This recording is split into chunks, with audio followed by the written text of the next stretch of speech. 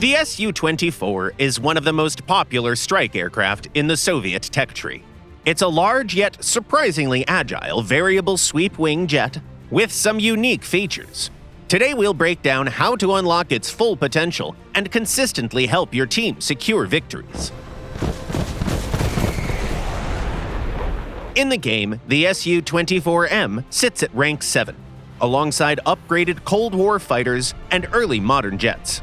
Its strengths include solid flight performance for its size, a built-in 6-barrel cannon with 500 rounds of ammo, and above all, a vast array of suspendable ordnance.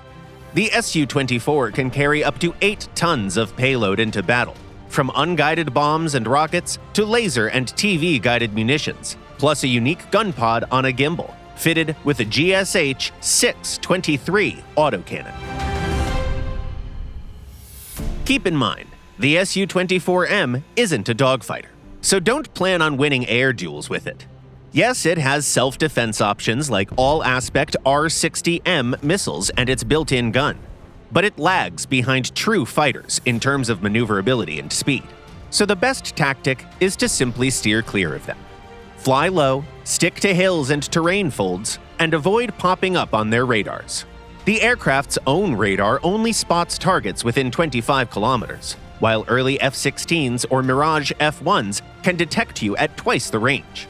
If an enemy latches onto you, try forcing a head-on attack. Above all, maintain your speed and use flares and chaff sparingly. The ones at your disposal are larger than usual and therefore quite effective, but even 96 of them won't last in a prolonged fight, so deploy them only when attacked, until you can duck behind cover.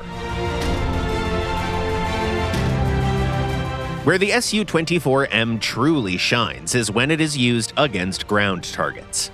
That's when it does what it was designed to do: dart in, neutralize the biggest AA threats, then methodically engage remaining vehicles with guided weapons. If the other team doesn't have advanced SAMs, unguided rockets and heavy bombs might be just enough to do the job. For instance, you can take heavy S-25O rockets paired with large Fab 1500s. The ballistic computer allows you to aim very quickly, and diving from terrain cover often catches enemy AA by surprise. That said, such runs are very risky because they require you to get very close and personal with your targets. And that's why guided munitions will be your bread and butter. There are quite a few convenient options at your disposal: the Kha-29TE, laser-guided Kha-25MLs, and satellite-guided bombs. All guided weaponry is used in pretty much the same rather straightforward way. First, climb to spot targets on the battlefield. Here, it's important to remember that the Su-24M doesn't have a thermal imager in the targeting pod, and its optics are not on par with the ones of Harriers or Tornadoes, so scout the old-fashioned way. Use the minimap, make note of missile launches, and memorize AA hotspots.